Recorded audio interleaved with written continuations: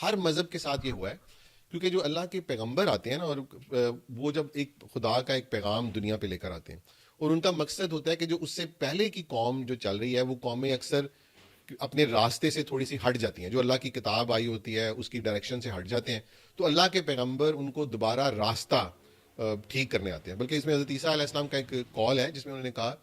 کہ اللہ نے انسانوں کو آزاد پیدا کیا تھا، لیکن تم لوگوں نے، اور وہ تم لوگ جنہیں ایڈریس کر رہے تھے وہ جو یہود تھے اس زمانے کے بنی اسرائیل، ان کے علماء تھے، یعنی ان کے مذہبی پیشوا تھے۔ سو عیسیٰ ان سے کہے تھے کہ تم لوگوں نے مذہب کو روایت پسند بنا کے ان لوگوں کو زنجیریں پہنا دی ہیں، میں وہ زنجیریں کھولنے آیا ہوں۔ تو نبی جو آتے تھے اللہ کے، وہ انسانوں کو آزاد کرنے آتے تھے، وہ ان کو ایک اندر، جسے اقبال نے خود ہی کہا، وہ خود ہی ڈیولپ کرنے آتے تھے کہ وہ اپنی پہچان کریں۔ اللہ نے ان کو بہت بلند مرتبہ پیدا کیا ہے، اور اس کے شعور کے مطابق اپنے خدا سے اپنا تعلق پیدا کریں اور اس کے بتائے ہوئے راستے پہ چلیں، تاکہ وہ دنیا میں بھی کامیاب ہوں اور آخرت میں بھی کامیاب ہوں۔ تو یہ جو، لیکن ہر مذہب کے ساتھ ہوا یہ بعد میں کہ جب بعد میں اس کے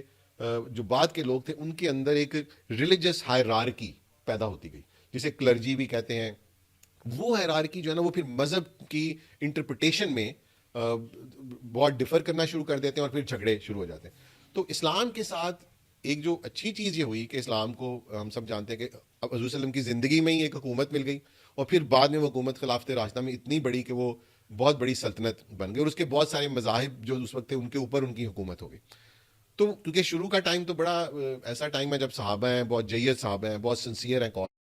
لیکن بعد میں ہم سب جانتے ہیں کہ وہ حکومتیں کیسے مینوپولیٹ کی گئیں اور کیسے اموی دوبارہ حکومت میں آگے۔ تو انہوں نے اپنے آپ کو جسٹیفائی کرنے کے لیے ایک مذہبی کلاس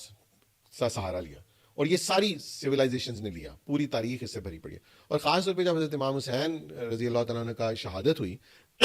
تو اس کے بعد جو وہ اموی خلیفہ تھے،